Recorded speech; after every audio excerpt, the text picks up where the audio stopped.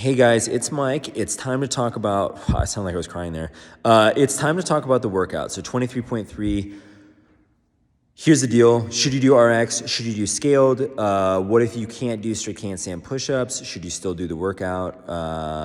Why can someone else do strict handstand push-ups better than you can, or whatever? Hopefully I answer all your questions right now. So the first group of people I want to talk about, to those of you guys looking at the workout and you look at that first snatch weight, right? You're trying to decide if you do RX. So 95-65 on the snatch.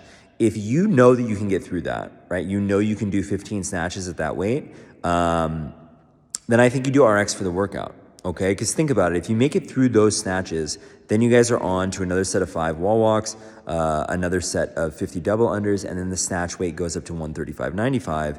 If that's the part of the workout that jams you up, I'm okay with that. I think it's just like one of those things where if you guys get one and that's like a PR, that's obviously an awesome thing. If you guys get, let's say 5 and you're like, damn man, I was hoping to make it to the strict handstand push-ups, that's okay. Then you gotta just look back, analyze what part of the workout slowed you up. Was it the double unders? Was it the snatches? Was it the wall walks? And then we move on. You do the 6-minute time cap, or you hit the cap, and then that's it. Cool. So that's, I'm sure, why they made this workout the way that it is. Something is going to jam you up at some point, and highlight a weakness in your skill set. So whether that's gymnastics or Olympic lifting or something monostructural like double unders, etc. Okay. Camp 2 or group 2, those of you guys who are looking at the workout and you know that you can do the snatch at 135-95, and you think you have a chance at making it through the 12 of those before the 6-minute time cap, obviously you're doing RX. I think the approach on this is you do a 90-95% sprint through those first 6 things to get done within that 6-minute time cap. So remember, this is not a full sprint right out of the gate. You guys need to focus on your breathing. You obviously need to be deliberate and move with a purpose, but I think it's really going to come down to wall walks. You can only do so fast. I think wall walks is a movement where, slow is smooth, smooth is fast, as they say. And then the double unders, you just can't suffer a catastrophic slip up on that. All right. So that means like if you're someone who normally does 50 in a row, you got to like have your wits about you and knock out that 50 in a row if you want a shot at advancing to this 9-minute time cap. Okay. Yeah. The main thing I think is going to be how you pace through that first set of 15 snatches at 95-65. I would play around with this stuff in the back room before, figure out how it feels for you to like maybe touch and go 3 of these at a time. Are you going to do 5, 4, 3, 2, 1? Are you going to do 5 sets of 3, 3 sets of 5? Or are you going to try to either do singles, or are you going to try to knock out 15 straight touch and go power snatches at 95-65 to move on to the wall walks in the next round? That's really going to be the dictator on like how high your heart rate gets, etc.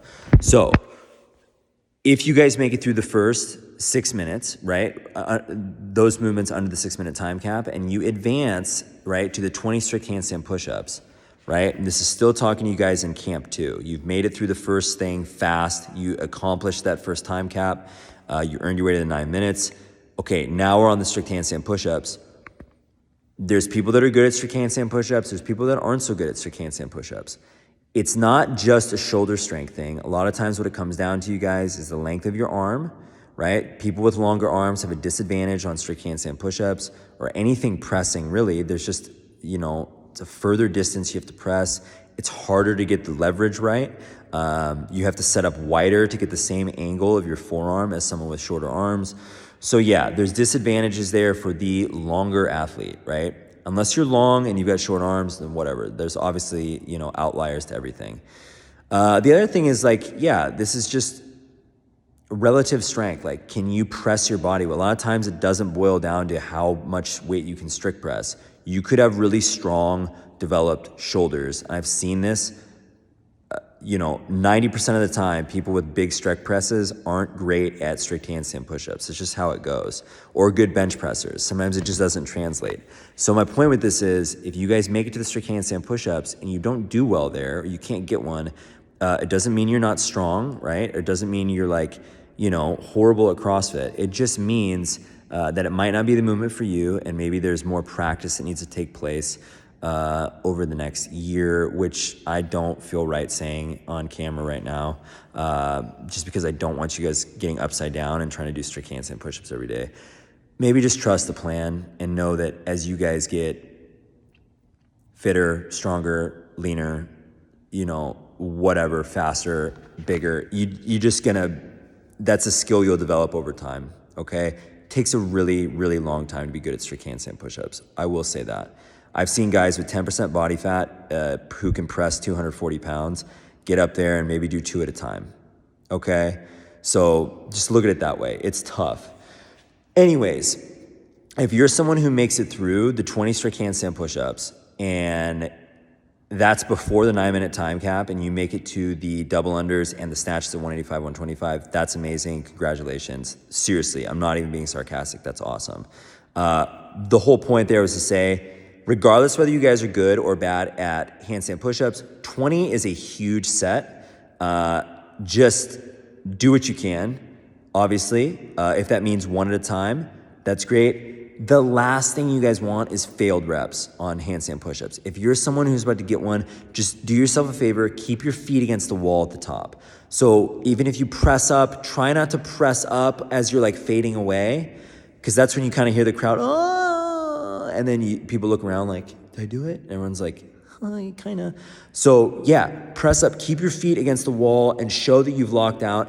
And then just like a barbell press, you have to push your head through at the top, except you're gonna be upside down, obviously. Cool. Last group of people, if you're looking at a movement for the workout, so the wall walk, double under, the snatch at 95, 65, and you don't think you could do one of those, whether it's the wall walk or the double unders, I would do scaled, obviously. If you can do the wall walks, but you think double unders might take you a while and you could do the snatches, I would do RX. I think if you look at 2 of those 3 and you can do 2 out of the 3, do RX. If you are really lacking confidence in your ability to snatch the 95, 65, but you can do wall walks and double unders, maybe this is the workout. If your strength is near a point where you could do 65 or 95, maybe that's the day that you snatch that weight and that's your PR for the day. Okay, so then you're still gonna hit that 6-minute time cap, obviously, but you walk away from it being like, oh, okay, well, first time I've ever done that snatch, that felt great, awesome. All right, cool. Last thing I want to say, I don't think that anybody should scale this workout just based off of them wanting to do a longer workout. I would rather have you guys do something after the workout. You can use the machines at both gyms, whether it's East or West, right? Create your own little workout, body weight machines, just so you can kind of sweat more. Yeah, I'd rather have you guys do the RX, hit the time cap, whether it's at 6 minutes or 9 minutes or 12. And then if you want to do more of a workout afterwards, then that's fine. You can totally do that. But yeah, I just don't think,